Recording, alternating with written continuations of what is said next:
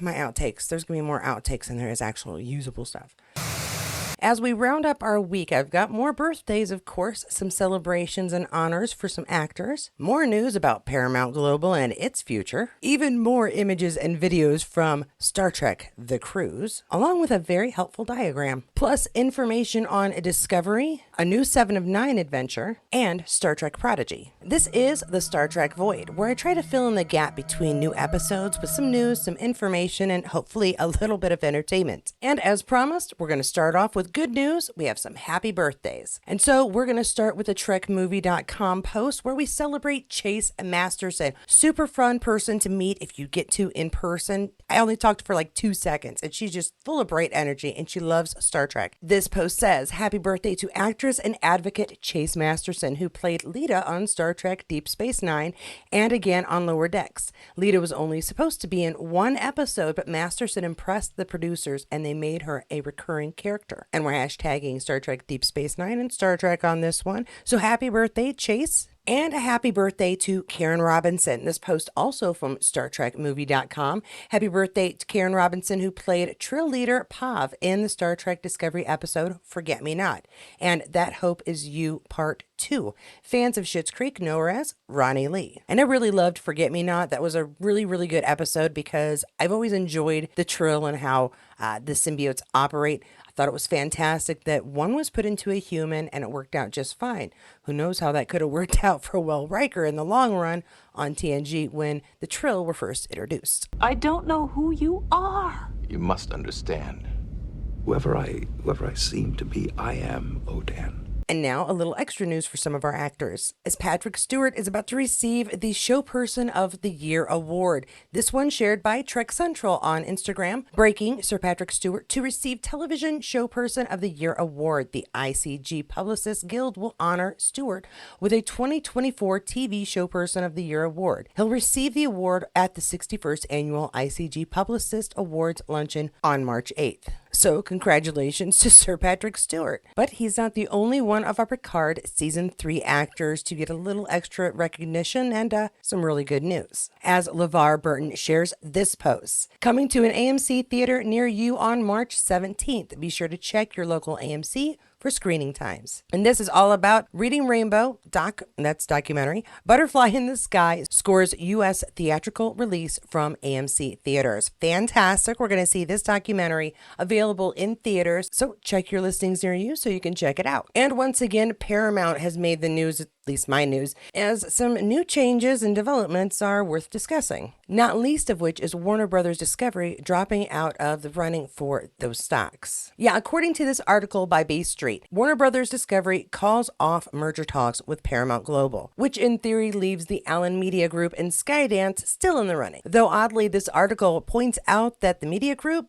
often bids without actually going through with the offer. As it states, media mogul Byron Allen had offered $14 billion US for Paramount Global in January of this year, though he has a history of bidding on but not ultimately buying media assets. So on that end, it is still a waiting game. However, that's not all of the information that came out of Paramount Global, as Paramount Global CEO Bob Bakish had an hour-long conference with Wall Street analysts Wednesday. And while I'm not going to pretend I understand all of the business end, or really much of the business end, there are a few things that we can pull from this conference that tells us what we may be able to expect from Paramount and Paramount Plus in the near future. Now, while he says that some content, both in development and existing, could be pulled off of Paramount Plus, Bob also has a vision for what could be made and what would be new coming to Paramount Plus in the future. Internationally, it's become unquestionably clear that Hollywood hits are the biggest draw for our audiences and partners around the world, Bakish says, which means there's a clear opportunity to lean into our CBS slate,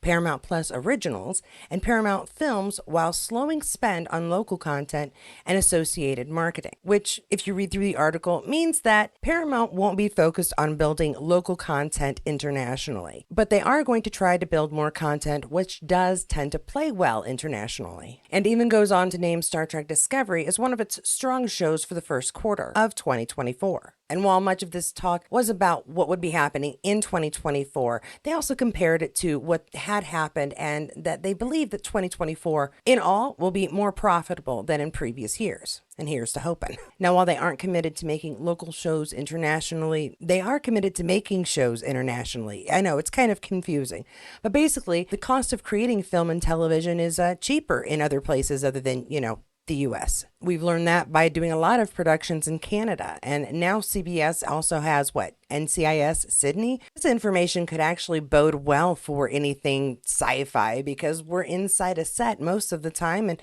often we go to strange and unusual locales, which of course can be as easily manufactured in other countries as here or in Canada. Now, if you'd like to look at that full transcript, don't worry, that link will be in the sources below. But now we are going to move to something a little bit more fun, the Star Trek cruise, or Star Trek, the cruise. And here's one of my favorite goofy pictures from the cruise so far. This one is a TrekMovie.com share. He's dead. Get over it. Connor Trinier on Trip Tucker. Yeah, everybody has a way to bring back Trip from the dead because we all really love Trip. I think Connor is a little sick of us trying to bring people back, but he's a good sport about it if you talk to him in person. But I think he's heard it all and is apparently kind of tired of it. Good image. Love it. He looks just irritated enough to be playing Trip. And here's a great image there. We got Dominic and Connor here. This is shared by Dom. I saw a great cartoon once. There were these two snails sitting on the back of a big old turtle, and one snail turns to the other and says, "Hold on, Fred. Here we go." Oh, yeah, that's from the Shuttle Pod episode, right? Yeah, that's a famous line. Love that. Can't deliver it the way Connor does. He was frozen at the time. Here we got another good one from the cruise. I heard so much about this. Crusher Family Comedy Night, I believe. I have so many questions that I probably don't want the answer to. This one is shared by @JesterNene85, hashtagging Star Trek Cruise and Crusher Family Comedy Hour. And I really don't want to know what's going on here or why Todd has a hold of Ed's leg. I do like the face that Ed is making. It reminds me of my son. And here's a great little something. This is shared by Todd Stashwick from the cruise. So I was gifted this incredible dice cup. Trek fans are so kind. Star Trek Picard, Star Trek The Cruise. And yeah, look at the detail. We got the different Starfleet insignias across the bottom. Captain Liam Shaw lovingly tapped into this wonderful leather. Yeah, I'm going to say not faux leather. True leather cup. I'm guessing he would use it for D&D. Funnily enough, there was a game night which worked out. Also shared by Todd here. I did my first live play Dungeons and Dragons on Star Trek The Cruise today. A huge thanks to Real Michelle Hurd, albino kid. I was going to say Anthony's there, isn't he? Okay. Dr. Aaron Mack, and of course it's Willie Wheaton. Thanks for coming on the adventure and making it amazing. You are all rock stars. And a huge thanks to the standing room only crowd that watched us swing swords, shoot arrows, and slay beasts. You humbled us. May you always rule with kindness.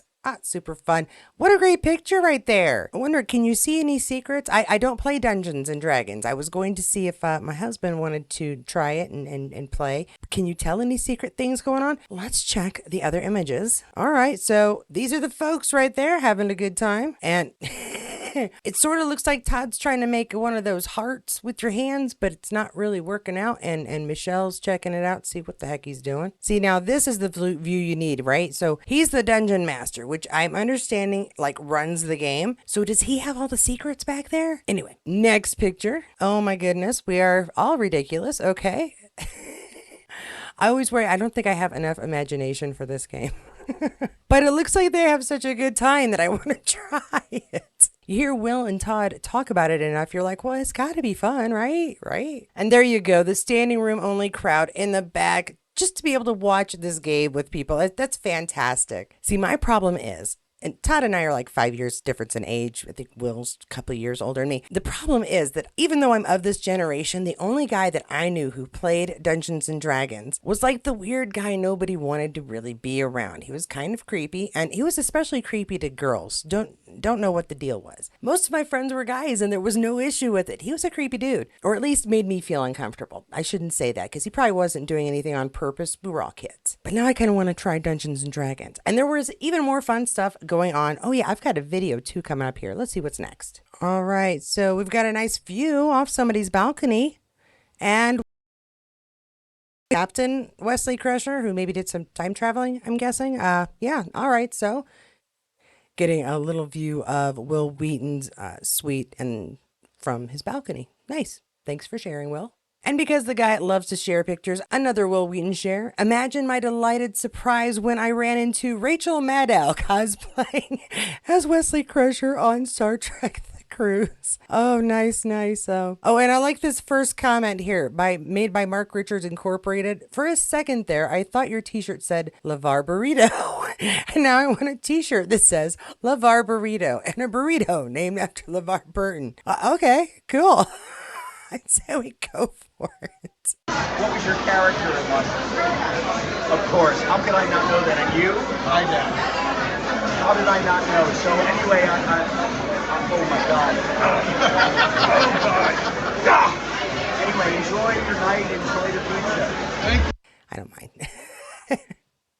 All right, while this does another run through, I'll read what he says. Robert Picardo posted this at Star Trek Cruise Costume Night. How could I miss the Lost in Space homage? What kind of sci-fi guy am I? And he's a fun guy on that one. I like it. Now, as you may remember, last week we lost Kenneth Mitchell. And aboard the cruise, they decided to send him off with the kind of honor you would want as a Trekkie. All right. So I'll count us down in Klingon, and then we're just gonna let it out and try and protect our voices as much as we can. All right. But also, let's send you off, beautiful Ken, Cole, Kolsha, Tanavik, and Aurelio, human form. We also love you in that form. Thank you, Ken Cutlow, for all that you gave us, and we're about to connect and dance and have an amazing night. All right. Wa, dol, cha. All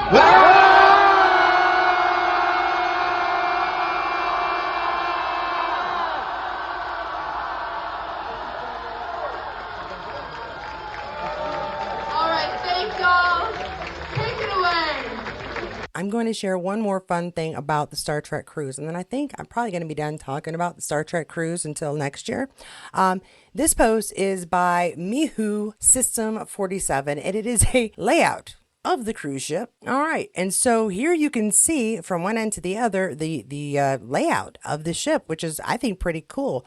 Viking Crown, Lounge, Escape Room, Nursery, Mariner Dunes, Adventure Ocean, Fuel Teen Disco, Video Arcade. On the other side, we've got Whirlpools, Pool Bar, Solarium Pool, Bar, Sky Lounge, Vitality at Sea Spa, Vitality at Sea Fitness, and Bridge. And then, of course, other stuff is everything's labeled. This was very cool that, let's see, Mihu, Rob, set this all up. I'm going to assume that it's at least mostly accurate, which just makes me feel like, my gosh, that is a whole lot of space. I also feel like I could maybe do the cruise next year. I'll be turning 50. I feel like that's a nice present, right? Right. Okay. Moving along to ways to get your Trek on other than a cruise. Star Trek 7 of 9 returns a new novel, Picard Firewall. And this is an exclusive by space.com. And this book is out right now. I actually meant to give this to you last week, and I just kept overlooking this particular story because there were so many others. But yeah, if you are looking for a way to get a little Star Trek in your life before that Discovery premiere, this book available right now, written by David Mack, and he's got experience as a sci-fi writer, but experience as a Star Trek writer especially. He's written for Deep Space Nine and helped put together the first episode of Prodigy. So very much going to be worth the read. Also, it fills in a little history that 2 years after Voyager has come back home, Seven tries to join Starfleet and is turned down. And this is about that story and that adventure. It might even explain how she became part of the Rangers. So totally, I think, worth a read. I'm going to have to get this and read it. I just talked myself into reading the book. It's awesome. I haven't read a good Star Trek novel in a few years. Not that there aren't a lot of Star Trek novels. It's just that I haven't had time to sit down and read a good one. And I think I may have time. So read this, let me know what you think of it, and I may tell you what I think of it here in a few weeks. And then after we've all enjoyed a good book, it'll be just about time for Discovery to start. This is a Trek Central posting here, premiere countdown. Today marks just 5 weeks to Star Trek Discovery's 5th and final season, Adventure. kicking off with a double episode premiering on Paramount Plus from April 4th. And some great news for our overseas friends. This from Trek Central News, Disco Season 5 on SkyShowtime. Good news for fans in countries across Europe that don't get Paramount Plus, but do get SkyShowtime. Hashtag Star Trek Discovery Season 5 will premiere April 5th. The first 4 Discovery seasons will also be available on the service from March. So if you've been waiting to catch up, guess what? Here's going to be your chance. And more good news, Prodigy Season 2 has finally wrapped. We do a lot of the work was done. Everything was done. It just hadn't been completed, I guess is the way to put it. But this from Aaron J. Waltke at Good Aaron. A few highlights from the Star Trek Prodigy Season 2 wrap party tonight. And this post is only from 2 days ago. So recent stuff. We got Star Trek Prodigy, lovely, and some Star Trek Prodigy cocktails. Mirror Janeway Murph, Fuzzy Tribble, and a mock talk. Non-alcoholic mock talk, of course. All right. So yeah, fun little themed drinks. And then we have our writers, our artists, our creators giving us a Vulcan salute. I'll take it. And we got this. Check it in out. One of the comments beside. Oh, that's so cool. Yep, there goes the protostar just flying by your wrap party.